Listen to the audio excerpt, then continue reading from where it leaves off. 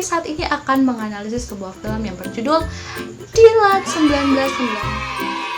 Nah, alasan kami memilih film ini adalah pertama karena terkenal banget kan dulu, yang kedua karena alur ceritanya yang mudah dipahami sehingga dapat memudahkan dalam proses analisis, ketiga karena banyak yang bisa dikaji. Maka daripada itu, next kami akan melanjutkan analisisnya. Bye bye. Nah, di persepsi ini kita mengambil dua, yaitu lingkungan fisik dan persepsi sosial.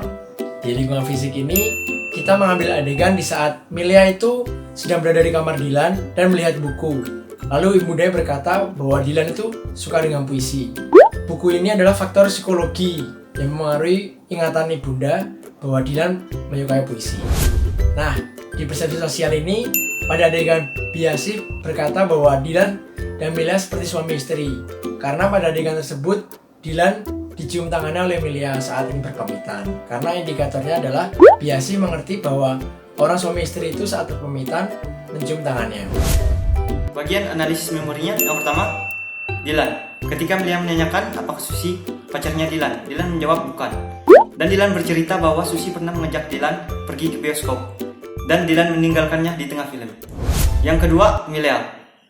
Ketika Milea mengatakan bahwa Dylan lebih asik dibandingkan pacarnya yang berada di Jakarta yang menonton dan lebih menjiplak dari buku Kadi Jibran dan Majalah Remaja.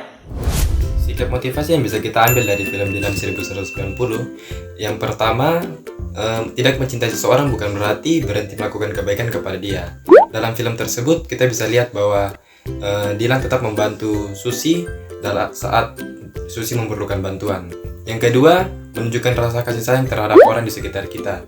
Dalam film tersebut, Milea melarang Dylan untuk mengikuti dan bergabung pada geng motor tersebut. Jadi apa aja sih pembelajaran yang bisa kita dapatkan dalam film Dylan? Yang pertama adalah cinta itu butuh usaha. Bisa dilihat dari bagaimana Dylan berusaha mendapatkan hati Milea. Yang kedua adalah dalam sebuah hubungan itu tidak hanya menunjukkan saling cinta, tapi juga saling menjaga. Seperti kata Dylan, jangan bilang ke aku kalau ada yang menyakitimu. Nanti besok orang itu akan hilang. Nah loh, yang ketiga adalah tetap menjaga hubungan yang erat dengan kedua orang tua kita. Itu aja pembelajarannya. Selanjutnya kita akan menganalisa film Dylan ini melalui teori komunikasi interpersonal. Jadi ada dua faktor yang mempengaruhi persepsi kita terhadap orang lain. Yang pertama ada faktor situasional, yang kedua ada faktor personal. Nah, kita mulai dulu dari faktor situasional. Yang pertama ada petunjuk proksemik. Petunjuk proksemik itu studi tentang jarak dalam menyampaikan pesan. Jadi jarak yang kita buat saat kita berhubungan dengan orang lain itu menunjukkan tingkat keakraban kita. Kayak di salah satu scene itu Milea dibonceng oleh Dylan dan Milea itu memeluk pinggangnya Dylan. Nah, di situ kan kita bisa lihat jarak mereka tuh deket banget. Nah, itu tuh menunjukkan hubungan mereka tuh udah benar-benar dekat gitu.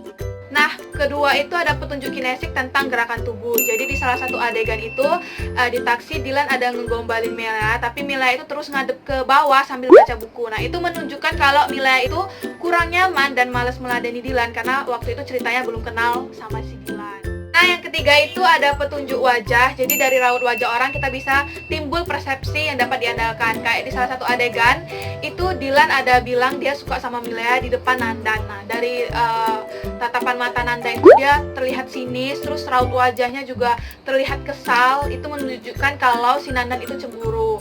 Nah, di adegan itu pun si Milea bisa merasakan dari tatapan matanya Nandan kalau si Nandan itu cemburu.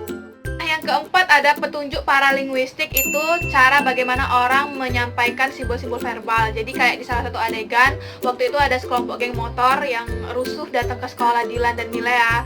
Akhirnya si Milea cari Dylan dan saat ketemu Dylan, Milea itu bilang, "Tadi kamu kemana?" dengan nada tinggi gitu. Nah, itu menunjukkan kalau si Milea itu marah sama Dylan. Dia kira Dylan itu terlibat dalam kerusuhan yang ada di sekolah. Nah, selanjutnya itu ada petunjuk artifaktual. Itu meliputi segala macam penampilan atau apa yang digunakan oleh seseorang. Kayak di salah satu adegan itu terlihat banget Nandan itu cara berpakaiannya, baju dimasukkan ke dalam pakai tali pinggang. Itu menunjukkan kalau dia anak yang patuh, yang disiplin. Sedangkan Dylan, dia pakai baju itu dikeluarin dan gak pakai tali pinggang. Nah, itu kan menunjukkan kalau Dylan itu anak yang kurang tertib terhadap peraturan gitu. Nah, kalau tadi udah bahas dari faktor situasional, kita lanjut ke faktor personal. Yang pertama itu ada pengalaman. Pengalaman itu membantu kita lebih cermat dalam mempersepsikan orang lain. Nah, kalau di adegan itu, waktu itu ada saat Milea pulang sekolah dan dia itu menganggap Benny sebagai pacar yang monoton. Karena apa? Karena berdasarkan pengalaman sebelumnya, si Benny itu selalu memberikan puisi kepada Milea hasil jeplakan majalah remaja. Maka dari itu si Milea ini menganggap Benny sebagai pacar yang monoton.